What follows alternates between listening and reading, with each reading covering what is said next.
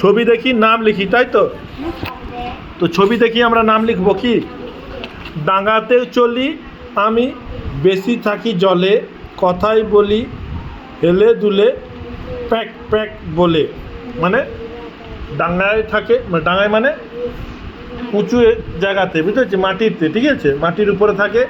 আবার কি বলছে, চলবে যখন এরকম বেঁকে একটু একটু বেঁকে বেঁকে যায়, হ্যাঁ। আর আওয়াজ করে কীরকম, pack pack pack pack pack pack. এই আওয়াজটা শুনলেই আমাদের একটা পাখির বা একটা হাঁস বলি, তাই তো? হাঁস বানান কি? হয়চন্দ্র আকার, তাহলে হয়চন্দ্র আকার ভালো করে লিখতে হবে, একটু পরিষ্কার পরিচ্ছন্ন করে, ঠিক আছে? হাঁস, হ্যাঁ। তারপরে আছে ছবি দেওয়া আছে, ছবি দিলেই আমাদের গ্রামগঞ্জে সবার ঘরে ঘরে থাকে। হাঁস বানান ঠিক লিখেছিস তুই? হয়চন্দ্র, ঠিক আছে, হাঁস বানান ঠিক আছে। তারপরে আছে খালে বিলে দাঁড়িয়ে সদা এক পায়ে, মাছ ধরি এক মনে, কাদা নেই গায়ে। একটা পাখি থাকে এমন যে সারাক্ষণ সে পাকের মধ্যে দাঁড়িয়ে থাকে, আবার কি পায়ে, এক পায়ে দাঁড়িয়ে থাকে। এক পায়ে দাঁড়িয়ে থাকে মানে পাটা একটু ব্যান্ড থাকে, তাই তো? সেই পাখিটার নাম কি? বক। কোথায় থাকে বল তুই? বিলে থাকে না?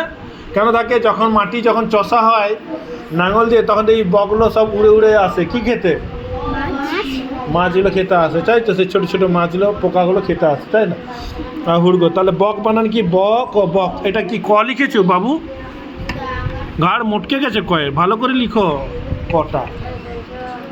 ক এখানে আছে, দেখো এই যে ক, ক এখানে আছে, এই যে ক, এই যে কটা দেখে দেখে ভালো করে লিখো, বক ও বক, ঠিক আছে? মাত্রা দিয়ে দিয়ে লিখো, মাত্রা দিয়ে দিয়ে, এই যে মাত্রা যেমন দিয়েছে। তারপরে বলেছে রাঙা বরণ ক্ষুদে পাখি, শুধু যে খায় মাছ, মাছ কথাটির নামের সাথে জুড়ে নিলাম তাই।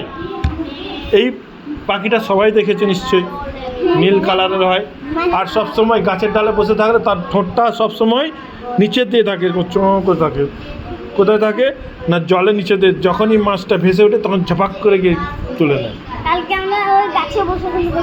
হ্যাঁ, আর পাখিটা চিঁচিয়ে আওয়াজ করতে যাবে, দিয়ে নজর কিন্তু তার জলের দিকেই থাকে। তখন কি করে? পাখিটার নাম কি তাহলে? মাছরাঙা পাখি, তাই তো? মাছরাঙা, আকার উময় আকার, ঠিক আছে?